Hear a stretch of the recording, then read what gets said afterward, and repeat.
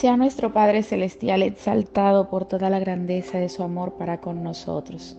Hoy vamos a leer la instrucción de la palabra en Primera de Juan, capítulo 1, verso 9. Si confesamos nuestros pecados, Él es fiel y justo para perdonar nuestros pecados y limpiarnos de toda maldad. Amén y amén.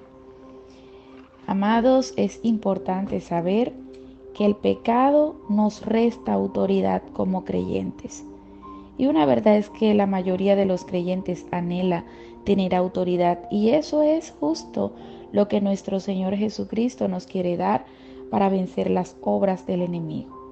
Todos deseamos que nuestras oraciones sean escuchadas por nuestro Padre Celestial, pero muchos no tienen éxito cuando quieren ejercer la autoridad espiritual en la oración, en la guerra espiritual, y no reciben respuesta porque aún tienen pecados ocultos de los cuales no se arrepienten y muchas veces consienten cuando realmente lo que deben hacer es confesar a Dios ese pecado en la intimidad, abandonar esos pecados para que nuestro Dios bueno y perdonador les limpie de toda mentira del enemigo.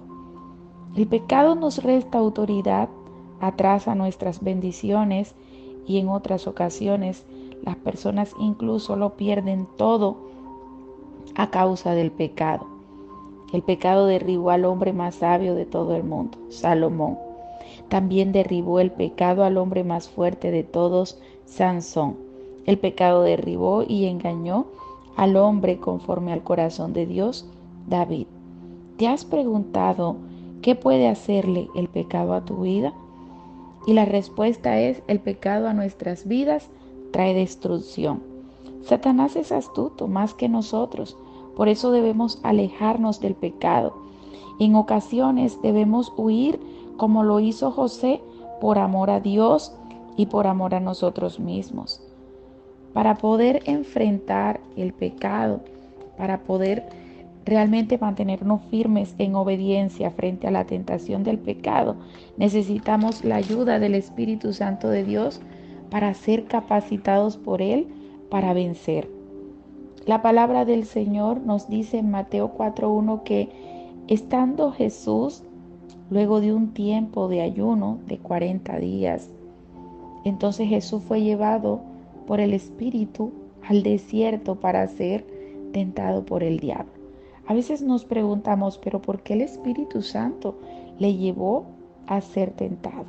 Pero si leemos cuidadosamente las Escrituras, nos damos cuenta que en ese momento nuestro Señor llevaba 30 años en la tierra y el Espíritu Santo de Dios ya le había capacitado para enfrentar y vencer a Satanás.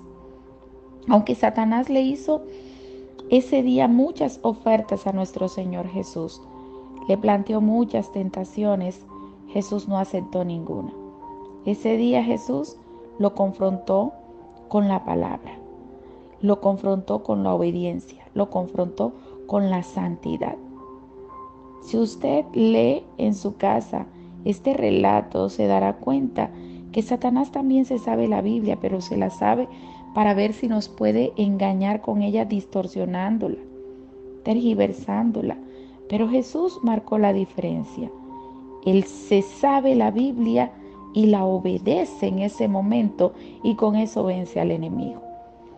No se trata solamente de aprendernos todos los versículos de la Biblia, se trata de nosotros obedecerlos. Mucha gente se sabe la Biblia de memoria, pero no obedece lo que hay en ella. Y eso así no funciona. De modo que no hay excusas para pecar, porque si Dios le permite al enemigo tentarnos, es porque ya Él sabe que el Espíritu Santo de Dios nos ha capacitado para rechazar esas ofertas de tentación del enemigo. Entonces en este día te das cuenta, si todavía sientes que no estás totalmente capacitada o capacitado por el Espíritu Santo para enfrentar eso que tanto te debilita en el pecado, simplemente huye como hizo José.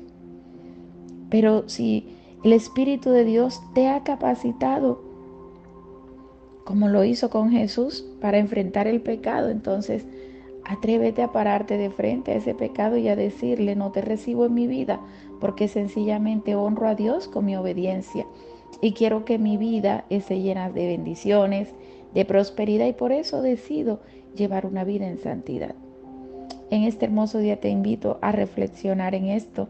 Te ha hablado Handris Mendoza, pastora del Centro Cristiano Dios de Poder en la ciudad de Santa Marta. Bendiciones.